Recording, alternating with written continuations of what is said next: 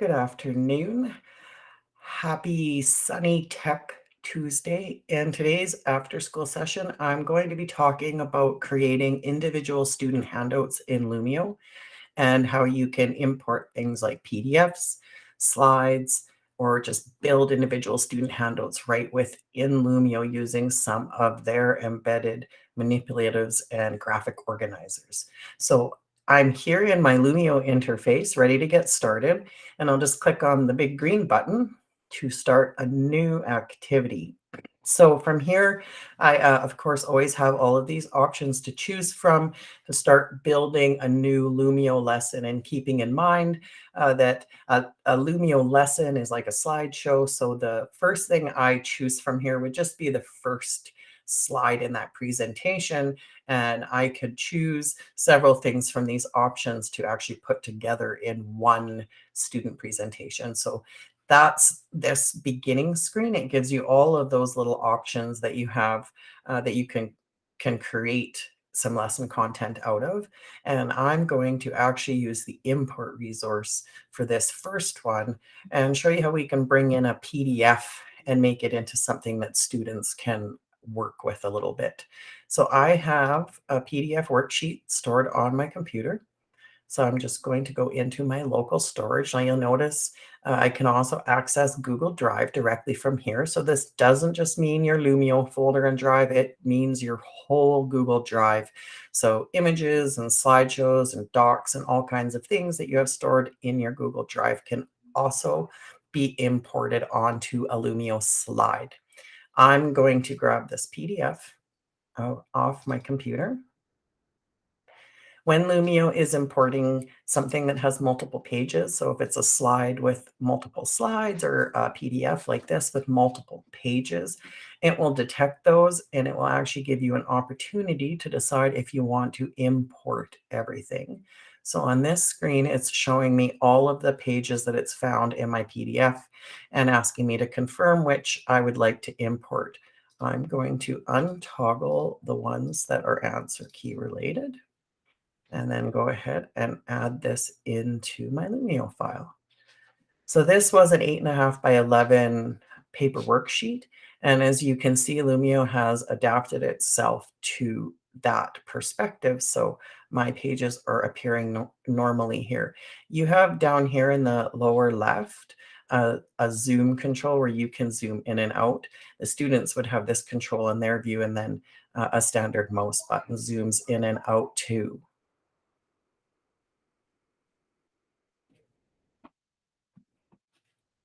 So this has put each page of the PDF into a slide in my Lumio presentation. These come in like a big image. So this is not different from how PDFs are imported into other applications as well. So if you ever put one into a Google Slides, same thing. It's really bringing this text in as a picture. So this isn't editable. I could unlock this, and it's going to give me this big warning here to let me know that the custom lock behavior might not work after I perform this. This is really more connected to if you had objects that you had grouped together in Smart Notebook. When you unlock that whole group up in Lumio, you wouldn't be able to group those objects back together without putting that file back into Notebook.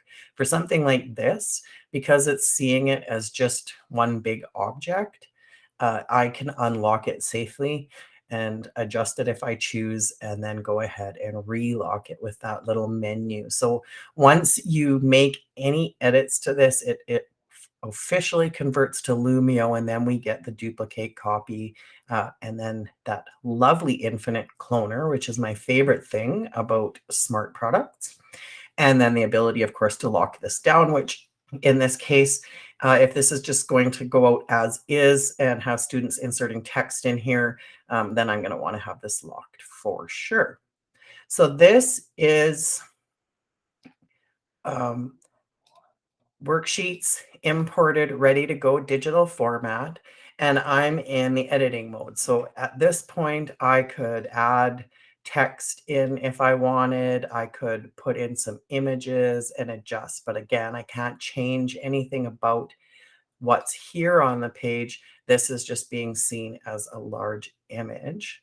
So over here, I'm just going to close this guy, is my magic button to take this. So you'll notice down at the bottom, it's saying this page is view only on student devices.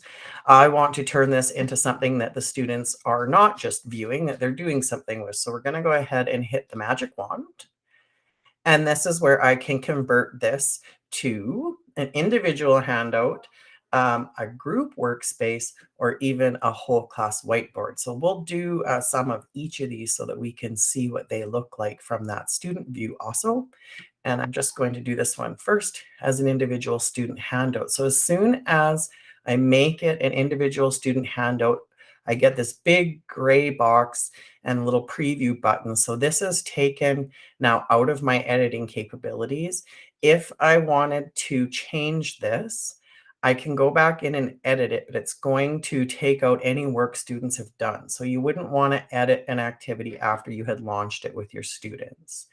Once I finish editing, then I go ahead with the magic wand, turn it into that individual student handout. Now it's ready for me to share it with my students. I'm just going to go ahead to the second page, and we'll turn this one into a group workspace.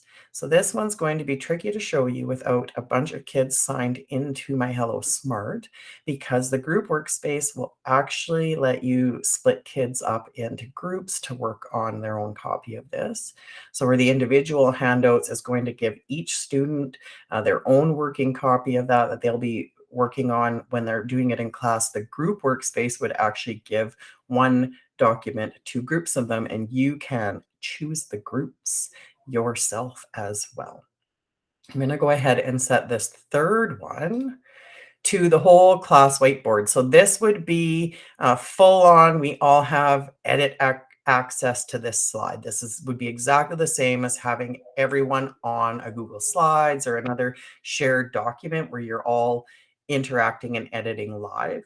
So those are the three different ways that you can turn just a regular page or document or something into an interactive activity. These are pretty basic. Obviously, the students are only going to be putting in text, but when we start putting in objects with infinite cloners, looking at some of the digital manipulatives they have, like base 10 blocks, that you can go ahead and build into a slideshow and give each students their own working copy. So let's look back at the individual student handout. And if we hit the preview button, we can see what this looks like from the student perspective. It's not super exciting, but right off the hop, it's a lot clearer in this student view. And then over here on the left-hand side is the editor tools that they have access to. So the hand isn't going to do anything because I haven't given them anything to move around on this particular activity. We've got the smart assortment of pen tools. There's some colors to choose from. And if you want to get really creative, you can even make your own colors, choose what kind of pen you're using. So maybe we want to highlight something. And this is each individual student is doing this on their own screen. So if Sally has highlighted this yellow, Tommy does not see that on his screen. However, you as the teacher will see everything everybody's doing on your student screen when this lesson has been launched. So I'm in preview mode. I'm not in the launched mode, but we will have a look at that in just a minute here. So these, again, as I say, this is the tools that the students have that they can use. There's the eraser. We can go back and get rid of that mess I made there with that highlighter. They can add images. You'll see this little note here saying, I can't look at this during preview right now, but when the students are in here, they can. It gives them a safe Bing search that they can just search something, and then they can also upload an image from their device. There's a text typing box. If they want to go in here and put in some answers, I can put my answer, go back to the hand, and put my answer where it belongs. So these little things you may need to show the kids a little bit about it, but it's pretty easy to manipulate. Pretty easy to manipulate. And The editor tools are very simple, so it's not super robust. You can't do anything crazy with it, but it's also very easy to use. One little tip you may or may not know, your students probably do. When you're looking at anything that's in the Google Chrome browser, if you want to get rid of this extra real estate at the top and view your tab in full screen, you can just hit the F11 key on your keyboard, and that will make that full screen. It's giving me that little reminder to press F11 again when I want to go out. So that is a little tip for when you're projecting things or sharing in a meeting like this, how to get rid of those address bars at the top. That little X will appear if you hover close to the top to go back out of that full screen view. So that is the individual student handout.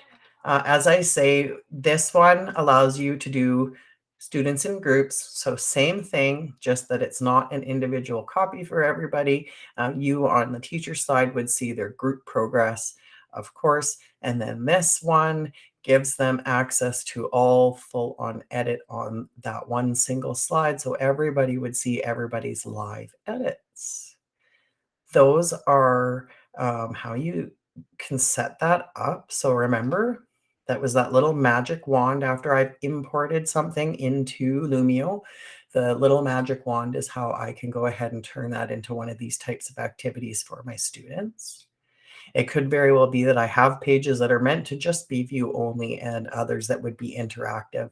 And if I have little guys, I may even choose to record some instructional audio for them that they could play at will when they're working through this presentation. Once I'm happy with my file, I can click Finish Editing, and that's going to put it away here into my library. Remember that all of these things are also stored in your Google Drive in a Lumio folder, so you can always access them directly from the Lumio interface. As you can see, I have mine bookmarked up here for easy access, but you can also come through Drive for those things when you're looking for them.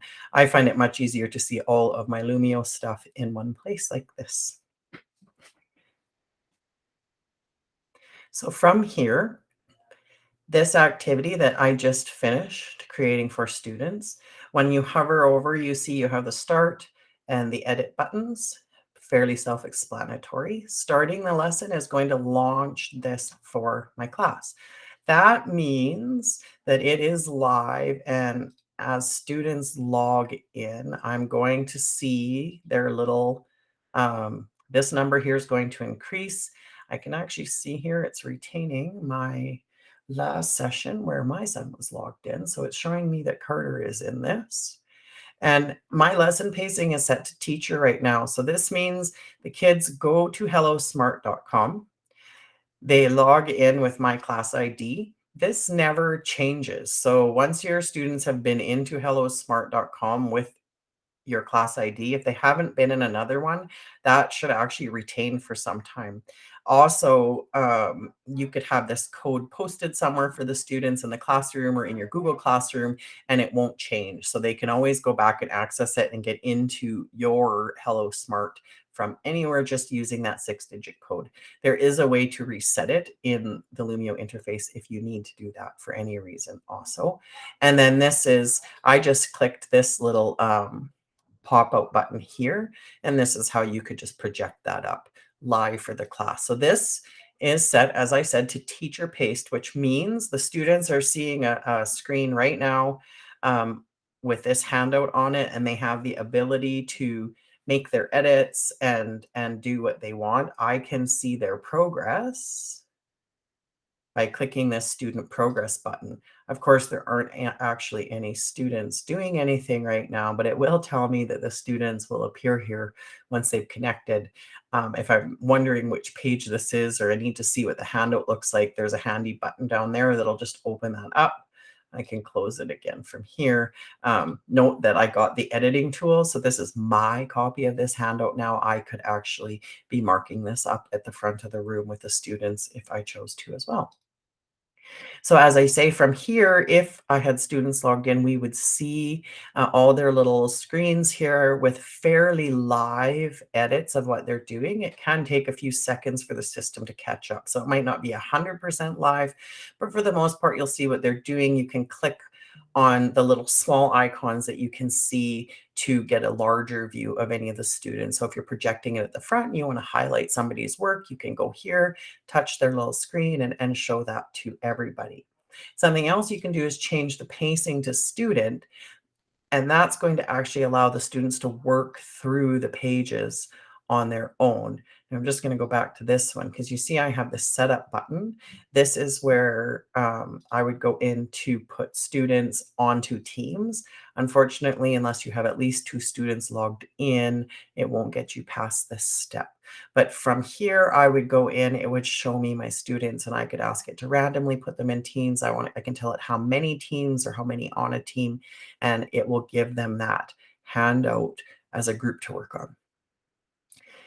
Student paced, as I say, means they can toggle like I'm doing here between the different pages. Teacher paced means we are working through each of these slides one at a time. Everybody's on this handout. So when they are done, they are just waiting. They actually have a little a way to indicate that they are done. And then when you're looking at the progress page, a nice little green check mark appears on their little icon, letting you know that, hey, teacher, I'm done this now. So once everybody's checked off, you know that you can move forward with the lesson. When a lesson is set to student pacing, you can close out of Lumio yourself. And when the students come in, they will have access to that lesson. Now, if you launch another lesson, that will end the previously launched lesson. So you can't give students Lumio files en masse. You can't say, here's your week's assignments, and there's 3 Lumio lessons to do. That's just not how Lumio works. You need to launch the lessons from that homepage. That puts the lesson into the hellosmart.com under your pin, and it only holds one lesson at a time. So students can work on this independently outside class, but you have to have started the lesson and then left it open and not started any other lessons in the meantime. I'm just going to go ahead and end this lesson now. So you'll just close this to show you where I went. If I click on the menu bar, I can end the lesson right here. Immediately, the students will get a screen telling them that it's waiting for their teacher to start an activity, and they will get that screen at your login until you do actually start another activity. From here, there's some other options. You can't download a Lumio file as anything else. So you can't export it as a PDF. You could download um, you can't download it into your computer. If you download it out of Google Drive, Smart Notebook will recognize it. So that is one way to take something from Lumio out to Notebook. And from here, we can share it. This is giving a sharing link, make a copy, etc. And then just go ahead and end this lesson. So that takes me back to the Lumio homepage. And now this lesson, if I don't start anything else, I set that to student pacing. That means anybody who logs in goes to hellosmart.com, logs in with my class ID, is actually going to be working in this parts of speech worksheet that I just finished. A really great place to start if you're thinking about some individual student handouts is to check out the manipulatives and graphic organizers that are just pre-built in here. I'll just click on the manipulatives as a start. Really disappointing that you don't see the Canadian coins here. There is a manipulative in the I want to say the Smart Exchange. That's not what it's called anymore. There is a Canadian coins manipulative in the Explore resources, and I have saved it in a Lumio folder in our shared drive as well. So the Canadian coins are available. They're just not here in this interface. But here are some quick startings. Let's just pick the sorting shapes. So this will come in with it's probably got some infinite cloners and things set up. They can be used as is or edited at will. So whether you're just using these as exemplars and building off, there's some really great things to start with in there. So yeah, see that these are all set to that. Just gotta love the infinite cloner. And this again is coming in as a view only. Well, that's not very helpful. I want students to be able to interact with this. So this is where I would do my new activity, bring in this, go convert to individual handout, and boom, everybody comes in, goes to hellosmart.com, logs in. They're all working on this. Then from my teacher view, I can see all their little screens on my screen and see where everybody is at. That is a really quick rundown on how you can create an individual student handout or a group workspace or a whole class whiteboard with Lumio. I always recommend just checking out some of these ready-made resources, heading on over to the Explore resources and seeing what smart technologies and other teachers have been busily creating. Here's some algebra tiles and a 10 frame, tons of things already created. It doesn't have to take you lots of time. Put these in your Lumio, send your kids to hellosmart.com and watch them have some fun.